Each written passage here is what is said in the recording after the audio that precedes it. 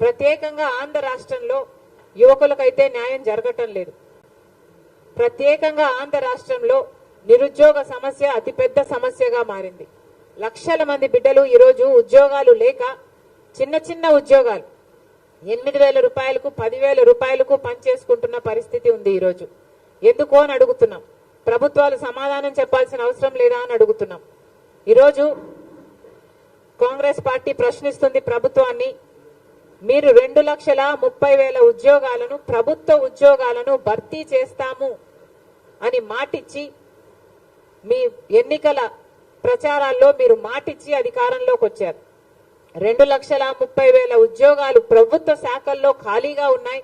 చంద్రబాబు గారు, అప్పటి ముఖ్యమంత్రి చంద్రబాబు గారు వాటిని భర్తీ చేయలేదు. ఎందుకు చేయలేదు అని ప్రశ్నించారు.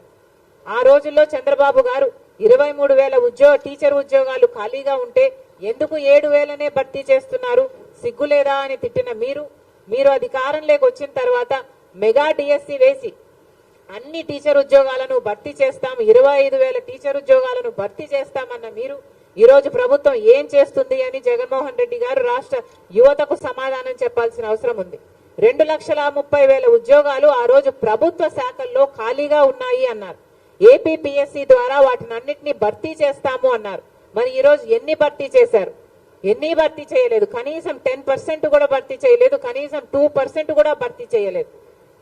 మీకు కావాల్సిన వాళ్లకు, మీ కార్యకర్తలకు మీకు కావాల్సిన ఉద్యోగాలు ఇచ్చుకొని వాటిని పర్మనెంట్ చేస్తామని చెప్తున్నారు తప్పితే 2,30,000 ఉద్యోగాలు ప్రభుత్వ శాఖల్లో భర్తీ చేస్తాము, ఖాళీగా ఉన్నాయని చెప్పిన మీరు ఎందుకు చేయలేదు అని అడుగుతున్నాం.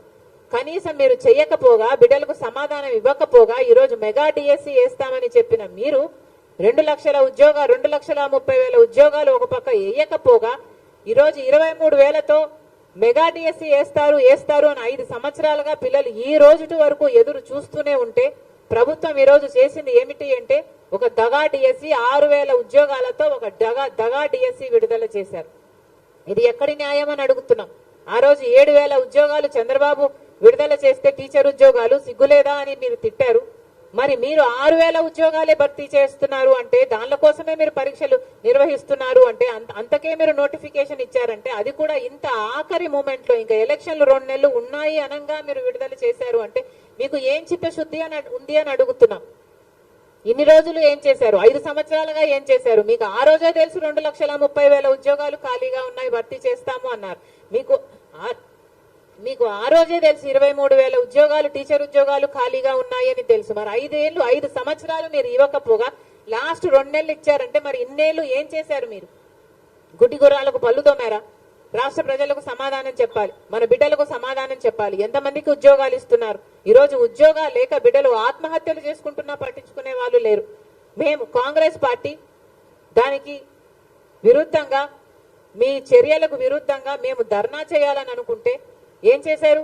ఎంతమంది కాంగ్రెస్ పార్టీ నాయకుల్ని ఎంతమంది ఎక్కడికక్కడ హౌస్ అరెస్ట్లు చేశారు. అసలు ఒక ప్రోగ్రామ్ గా తీసుకొని ఒక యువకులంతా, యూత్ కాంగ్రెస్ అంతా, ఎన్ఎస్యుఐ అంతా మొత్తం అందరూ కలిసి చేస్తే ఎక్కడికక్కడే అరెస్టు చేశారు.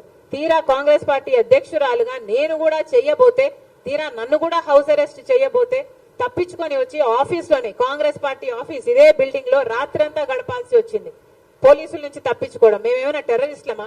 మేమేమైనా క్రిమినల్స్మా? ఎందుకు చేస్తున్నారు ఇలా అని అడుగుతున్నాం.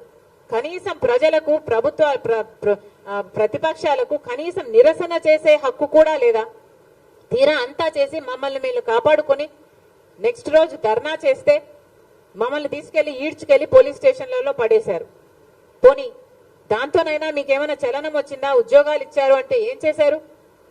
పోలీసులు వాడుకుంటున్నారు, మీ అధికార దుర్వినియోగం చేస్తున్నారు తప్పితే అసలు మీకు బీజేపీ పార్టీకి ఏమిటి తేడా అని అడుగుతున్నాం. బీజేపీ పార్టీ వాళ్ళకి ఇష్టం లేని వాళ్ళ మీద, వాళ్ళ కోపం వచ్చిన వాళ్ళ మీద ఈడీని ప్రయోగిస్తుంది, ఇన్కమ్ ట్యాక్స్ ను ప్రయోగిస్తుంది.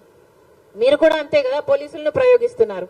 మరి మీరు బీజేపీ వారసులు అని మీరు అనిపించుకుంటున్నారు కదా, మీరు బీజేపీ వారసులు కాకపోతే మరి ఏమిటి? ఇది ఏం పద్ధతి అని అడుగుతున్నాం. బీజేపీ పార్టీ యువకులను మోసం చేసింది. 2 కోట్ల ఉద్యోగాలు సంవత్సరానికి ఇస్తామని చెప్పి, ఇక్కడ జగనన్న గారు కూడా మన యువకుల్ని మోసం చేశారు. 2,30,000 ఉద్యోగాలు మన యువకులకు ఇస్తామని చెప్పి. మరి మీకు బీజేపీ పార్టీకి ఏమిటి తేడా? మీరు ముమ్మాటికి బీజేపీ వారసులనే నిరూపించుకుంటున్నారని మళ్ళీ చెప్తున్నాం.